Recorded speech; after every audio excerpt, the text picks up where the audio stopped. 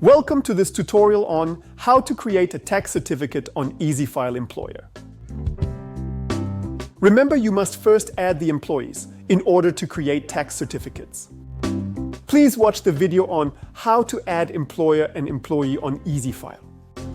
Now that we have successfully added the employer and the employee on the previous video, under Employer Admin and Employee Admin, we now need to create a tax certificate for our employee. Click on Add Certificate. Complete the certificate details, starting with the certificate number. Tick the box if this is a final certificate of the year. This applies when you are doing a biannual reconciliation and it is the final certificate for the employee. Select if this is an IRP5 or IT3A certificate. Then, select the year of assessment. After completing the certificate details, select the Income Received and Deductions tab. Then click on Manage Source Code. Choose the drop-down menu to search for the source code you want to add, or if you know the source code, type it in the Filter Source Code field. Next, input the value. When you're done, click on Add Code.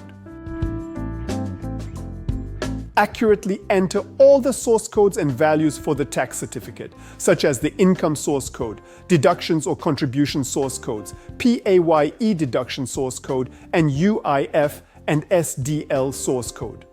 Once completed, click Close to exit the Manage Source Code screen. Tick the ETI indicator if the certificate has employment tax incentive. Then select the employee ETI to complete the employment tax incentive for the employee. If the ETI indicator is ticked, then the ETI employment date becomes mandatory. When you are done, click on Save Certificate. The tax certificate will indicate incomplete if additional information is required. When all the information is complete, the tax certificates will reflect created. To view the tax certificate, click on View Employee Certificate. Then click on View. At the bottom of the screen, click View Certificate. Select where you want to save the certificate. You can then view the tax certificate in PDF format from your saved location. Thanks for watching.